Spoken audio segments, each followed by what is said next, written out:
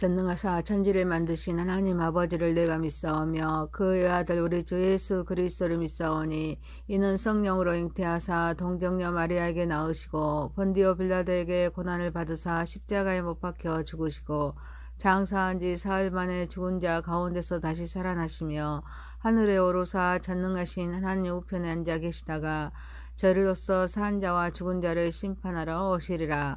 성령을 믿사오며 거룩한 공의와 성도가 서로 교통하는 것과 죄를 사하여 주시는 것과 몸이 다시 사는 것과 영원히 사는 것을 믿사옵나이다. 아멘. 찬송가 135장입니다. 어저께나 오늘이나 어느 때든지 영원토록 변함없는 거룩한 말씀 믿고 순종하는 이의 생명 되시며 한량 없이 아름답고 기쁜 말일세. 어저께나 오늘이나 영원 무궁히 한결같은 주 예수께 찬양합니다. 세상 지나고 변할지라도 영원하신 주 예수 찬양합니다. 풍랑이는 바다 위로 걸어오시고 갈릴리의 범한 풍파 잔잔케 하고 겟세마네 동산에서 우리 위하여 눈물 짓고 기도하신 고난의 주님 어저께나 오늘이나 영원 무궁히 한결같은 주 예수께 찬양합니다.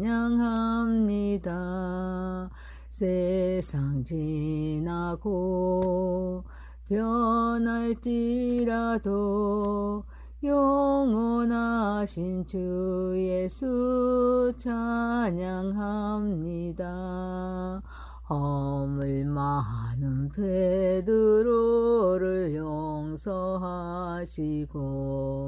의심 많은 도마에게 확신 주시고 사랑하는 그의 제자 가슴에 안고 부드러운 사랑으로 품어주셨네.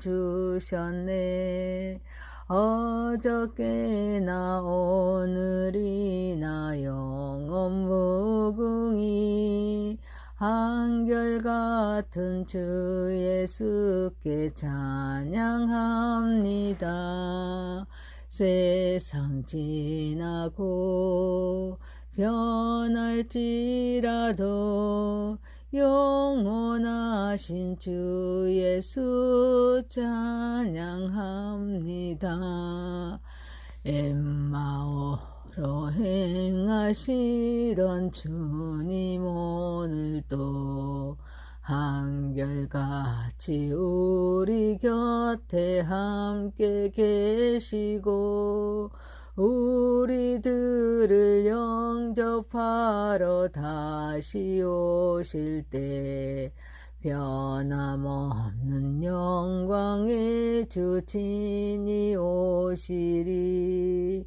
어저께나 오늘이나 영원 무궁히 한결같은 주 예수께 찬양합니다. 세상 지나고 변할지라도 영원하신 주 예수 찬양합니다.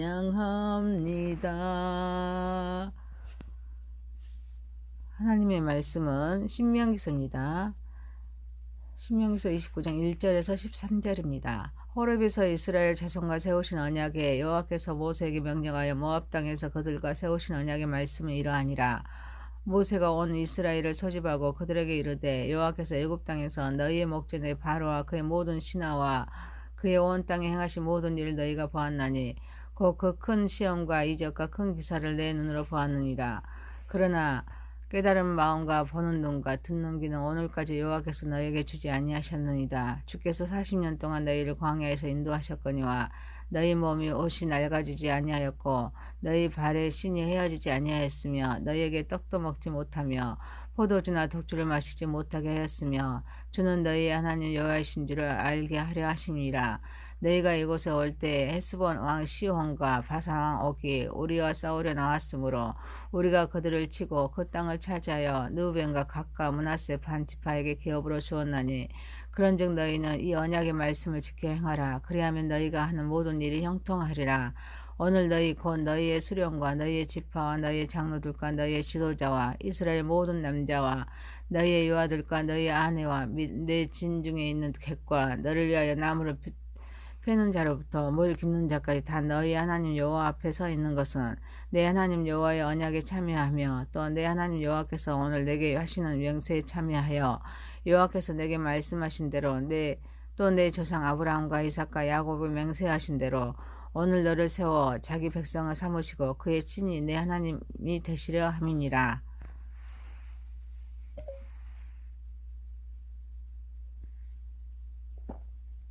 거룩하시고 전능하신 하나님 아버지, 우리의 예배를 받으시고 영광 받으시옵소서. 예수님의 이름으로 기도하옵나이다. 아멘. 신명기서 29장 1절에서 13절입니다. 언약으로 초대라는 제목입니다. 첫 번째, 언약으로 초대입니다.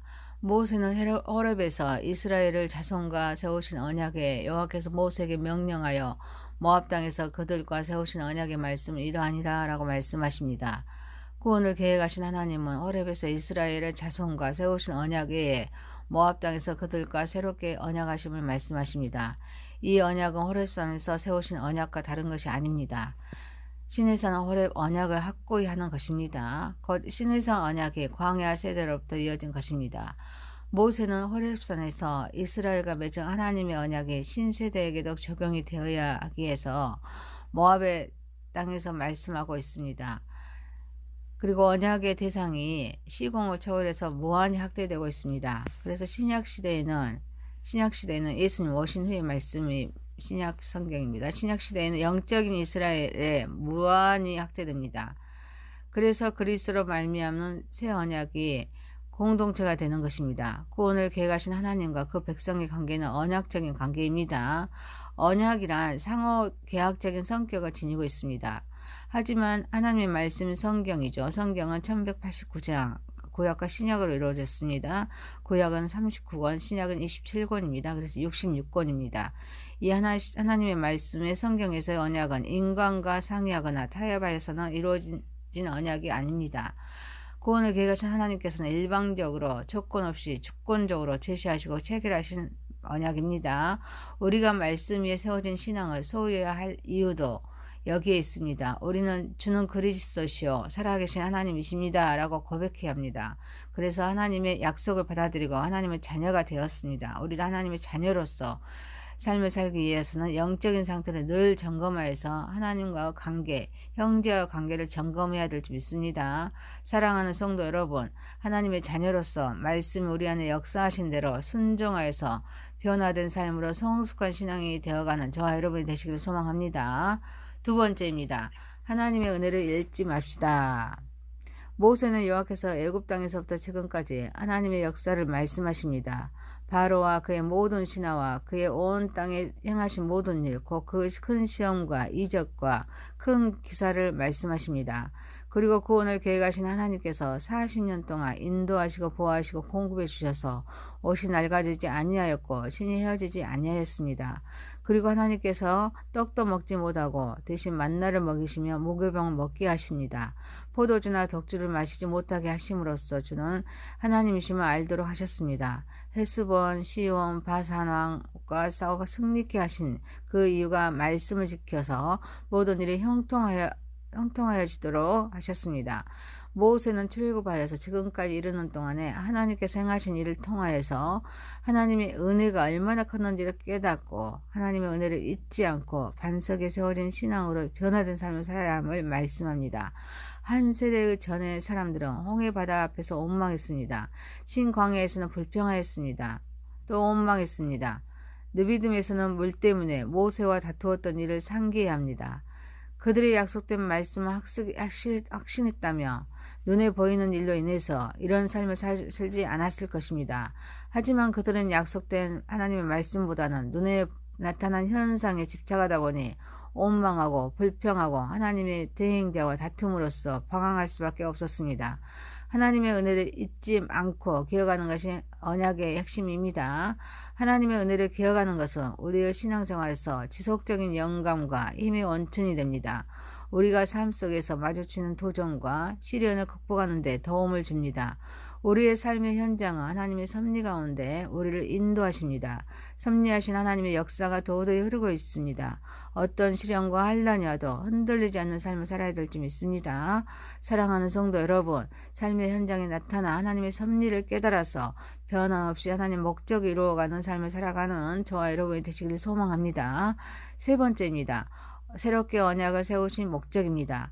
모세는 하나님과 이스라엘 간의 언약을 참여할 자들에 대해서 구체적으로 언급하고 있습니다.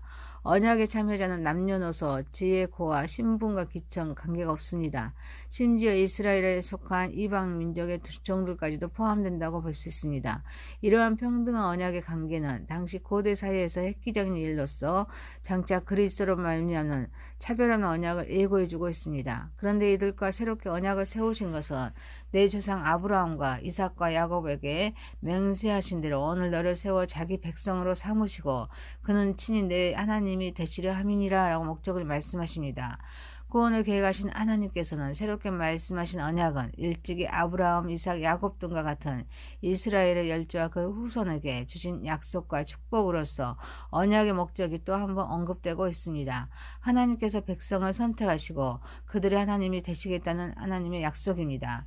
구원을 계획하신 하나님께서는 백성들을 자신의 소유로 삼으십니다. 그들과 함께 거하십니다. 그들의 삶에 깊이 관여하시겠다는 말씀이십니다.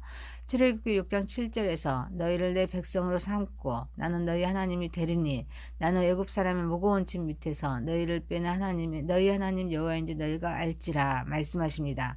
구원을 계획하신 하나님은 이스라엘을 자기 백성으로 삼을 것입니다. 하나님은 우리의 하나님이 되십니다. 우리는 하나님께서 구원해 주신 은혜 속에서 구원을 계획하신 하나님을 주로 삼아야 합니다. 하나님의 도구로서 순종하는 삶을 살도록 하기 위해서 하나님께서 이렇게 하시기 위함을 우리는 말씀하고 계십니다. 새 언약은 하나님의 법을 이스라엘 백성의 마음에 새겨서 그들의 하나님의 뜻에 살아가도록 하는 것입니다. 백성들의 마음에 직접 새겨주십니다. 그들이 자발적으로 하나님의 뜻을 따르고 순종하도록 하십니다. 그런데 이 새 언약은 죄를 용서하고 영원히 도말시켜 주시는 하나님의 약속을 기반으로 합니다. 마음을 새롭게 하여서 우리는 구원의 삶을 살게 해주시겠다는 하나님의 은혜에 의해 세워졌습니다. 그래서 모든 언약이 그리스도 안에서 통일되어서 그분에 의해 성취되고 완성됩니다. 사랑하는 성도 여러분, 우리도 구원을 완성하신 예수님을 통하여서 하나님의 자녀로서 언약의 백성이 되었기에 하나님 말씀에 순종함으로써 구원을 계획하신 우리 하나님의 보호와 인도를 받으며 왕같은 제사장으로서 또 왕같은 그런 제사장의 세상 속에서 거룩함을 추구하면서 하나님 나라를 세우며 확장하는 삶을 살아가는 저와 여러분이 되시길 소망합니다. 신명기서 29장 1절에서 13절입니다. 언약으로 초대입니다. 언약으로 초대입니다. 하나님의 은혜를 잊지 맙시다. 새롭게 언약을 세우신 목적입니다. 전능하신 하나님 아버지, 하나님의 자녀로서 말씀 우리 안에서 역사하신 대로 순종하게 하소서, 변화된 삶으로 성숙된 신앙인이 되게 하소서, 삶의 현장에 나타난 하나님의 섭리를 깨달아 변함없이 하나님의 목적을 이루어가는 삶을 살아가게 하옵소서. 우리도 예수님을 통하여서 하나님의 자녀로서 언약의 백성이 되었기에 말씀에 순종함으로써 하나님의 보호와 인도를 받으며 왕같은 제사장으로 세상 속에서 거룩함을 추구하면서 하나님 나라를 세우며 확장하는 삶을 살아가게 하옵소서. 예수님의 이름으로 기도하옵나이다. 아멘. 하늘에 계신 우리 아버지여, 이름이 거룩히 여김을 받으시오며 나라 임하오시며 뜻이 하늘에서 이루어진 것 같이 땅에서도 이루어지이다. 오늘날 우리에게 일용할 양식을 주옵시고 우리가 우리에게 죄 지은 자를 사하여 준 것 같이 우리의 죄를 사하여 주옵시고 우리를 시험에 들게 하지 마옵시고 다만 악에서 구하옵소서. 대개 나라와 권세와 영광이 아버지께 영원히 있사옵나이다. 아멘.